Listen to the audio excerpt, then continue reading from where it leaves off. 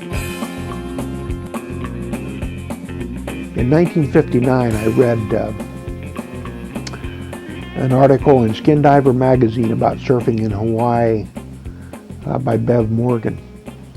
And for the better part of 2 years, I just dreamed about it, riding waves. And in 1961, not having any contact with surfing magazines or anybody who could tell us, in one of the diving magazines, I found an ad for Velzy surfboards, but they were pop-outs.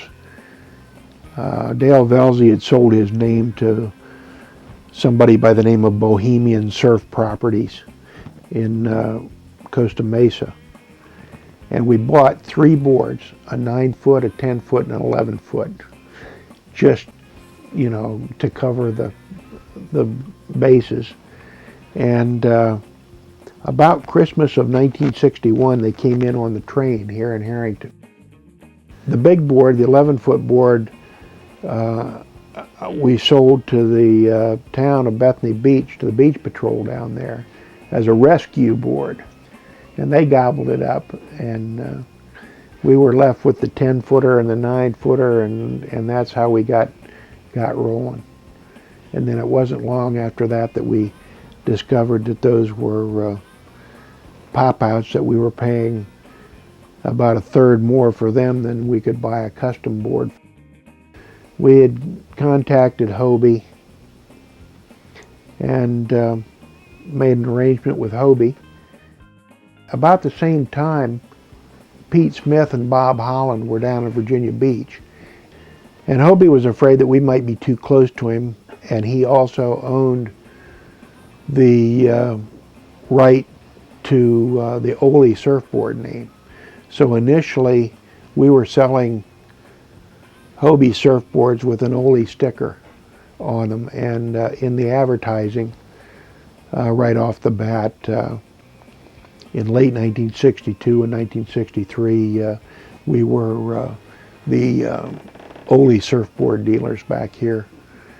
And then eventually Hobie found out that we were not actually competing directly with the boys in Virginia Beach, so we became a member of the Hobie fold, and there we stayed. One of the very early strong influences on me and was a fellow from the Malibu area by the name of Don Graham, Donald Smedley Graham, and we called him Smed. He was stationed at Dover Air Base, and somehow I think that he may have seen my truck that had Surfer Express painted on it, and we had our boards racked up on top, and being a surfer himself, sauntered over and introduced himself, and he and a friend of his, John Robertson, who was really not a surfer, kind of threw in with us, and Smedley was a pretty hot surfer in his own right at that time, and he taught us some of the basics about catching waves and what to look for, and eventually we became very good friends. He worked for us after he left the Air Force, and worked for my partner and I, George Pittman, at the Eastern Surfer. Actually, he ran a surfboard rental operation that we had, that we up between the Carousel and 91st Street in Ocean City.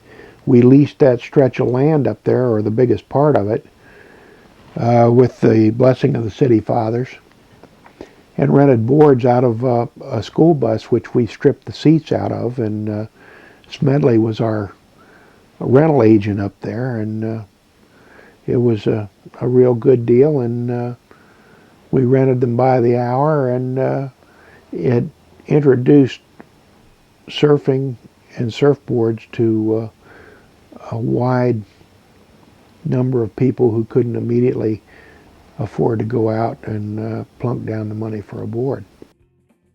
The first year, which was 1964, we were down in the Sandy Hill Motel.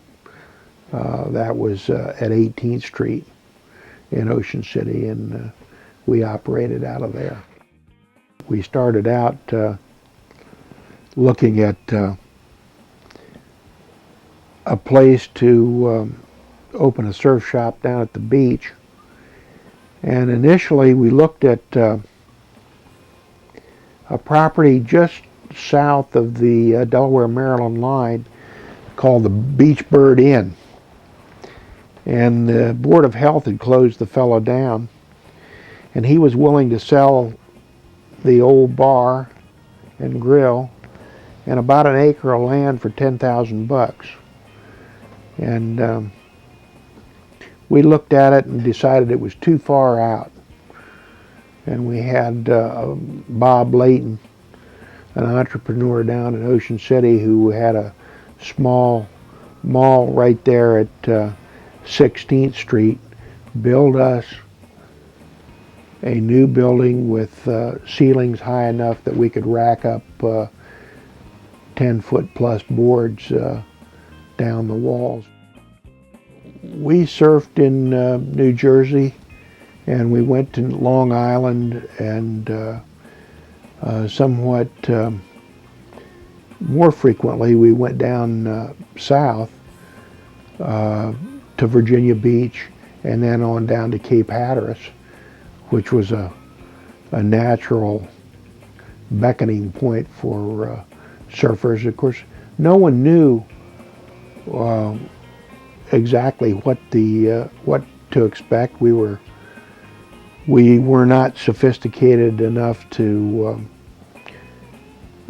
We more or less arrived on the scene and just hoped that the waves and the winds would be in the right juxtaposition to give us the kind of surf we were looking for.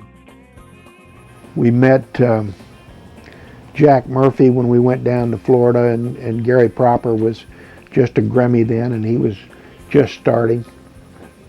Jack invited us to stay in his home. There were 4 of us that had gone down, and we had a home-built camper on the back of my pickup.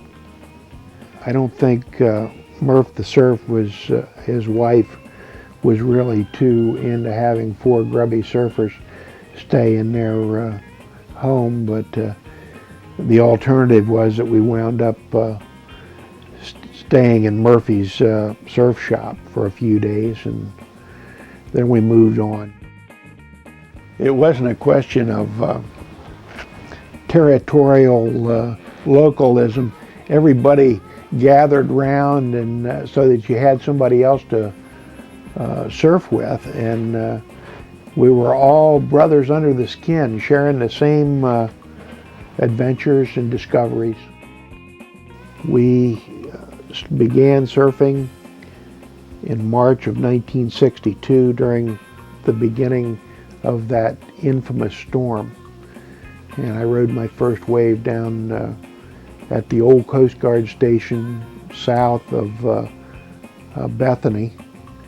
And it's about where Sea Colony is right now. And coincidentally, that happens to be the last place I ever rode in 1965 when I broke my neck at the very same spot, which is a certain irony involved in that.